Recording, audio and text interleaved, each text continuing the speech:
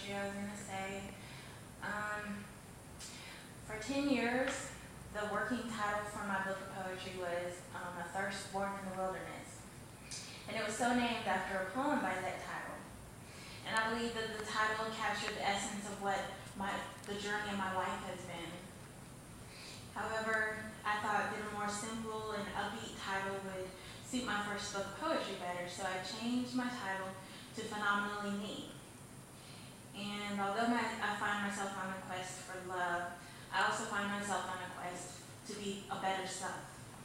And this, I know I could use some tweaking, but I believe that I am a phenomenal woman, and I encourage all people to be their best self. So my first poem for the night is entitled Phenomenally Me. Pretty women wonder where my secret lies. The poet's words echo in our daily lives. The poet's words spoken to prevent an early demise, taking us to a brush fire called womanhood, where looks engulf us in pride, where humility can lead to the very death of envy, and still it is the road less taken. Teaching us how to live our lives, how to avoid desperate wanting for acceptance, for adoration, for beauty, and how to use our gifts and talents to shine in radiance, teaching us to use our assets to build an instrument, one made of eyes, ears, lips, and teeth. That instrument is our voice, the very instrument we can lift to tell the world, this is me, this is who I am, what I'm about, and where I am going. Showing me a place in my mind that keeps my esteem elated, where I can always be phenomenally me, and never hear no or you can't. I simply open my mouth and steal the show, giving a reply to those who can't stand the brilliance in my eyes. Using the tools my God gave me, my mother's pearls of wisdom, and Maya's support, so that I will never fail. And even though the critics push me aside, to their surprise, like dust, I rise.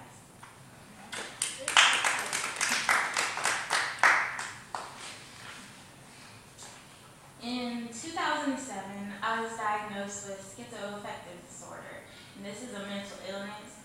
It was discovered after I spent a period of time in the hospital, and since then my life has changed dramatically, but I won't let it take away my hopes and dreams.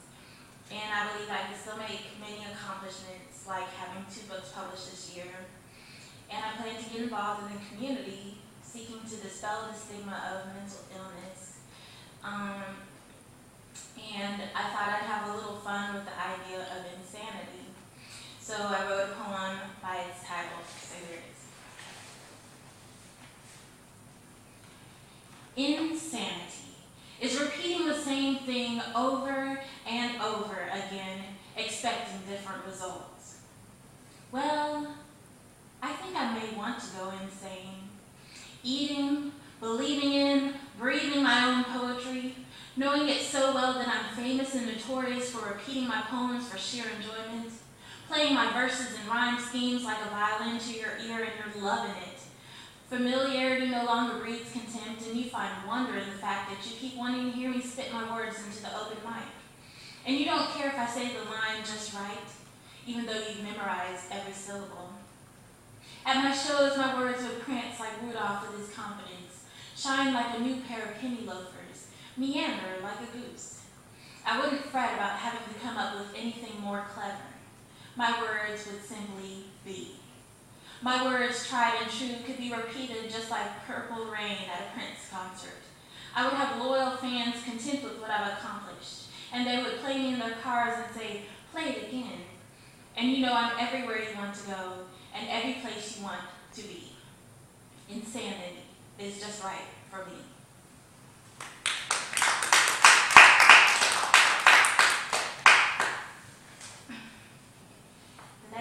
The next poem is the title of what I was going to name the book, A Thirst Born in the Wilderness. I was born in the wilderness, but drank from an oasis of knowledge. I traveled the length of life's long journey to today. I invented love and bade its pain to stay away. Man was not meant to cry that way. I became deaf in the desert, so even today, I cannot hear the words people say when they wish me away, but beg me to stay. I've grown too sassy, my self-image too classy. I sprang from Earth's womb and the continents had to shift to make room for love, 'cause I invented love. My heart's so full of love it has room for you, soft like tissue paper, but won't break in two. 'Cause I found as I wandered the expanses and weathered each storm as it passes, a way to quench a thirst born in the wilderness. I've learned to adapt to the shifting of winds, the changes in current, foregoing all who argue the world is flat. I choose my loves with care, so I will always be prepared to drink the nectar from the fruits that I've created.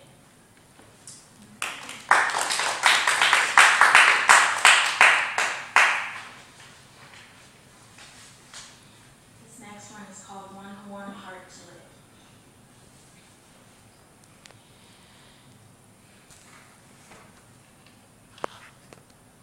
I used to eat hearts, wrap them in tortilla spheres, douse them with salsa, and devour them in their cold blood in one sitting. I think I did this because dancing with the wrong Chico Diamante for too long made me bitter, and my soul hungry for revenge. The more I ate, the better I would feel. I could get a warm feeling from eating many